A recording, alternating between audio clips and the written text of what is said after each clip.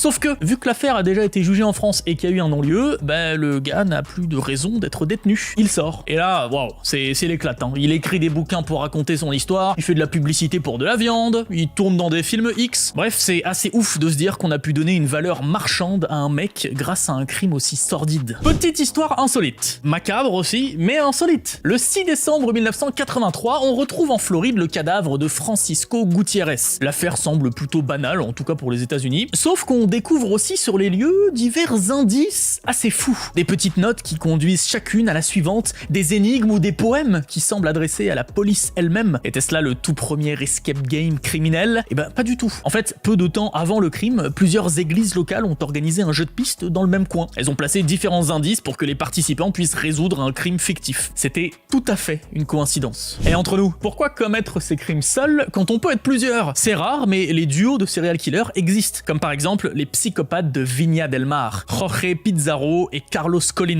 qui ont commis 10 meurtres au début des années 80. Ils ont été exécutés en janvier 85 pour leurs crimes, et ce qui est intéressant, c'est que ce sont les deux dernières personnes à avoir été exécutées au Chili.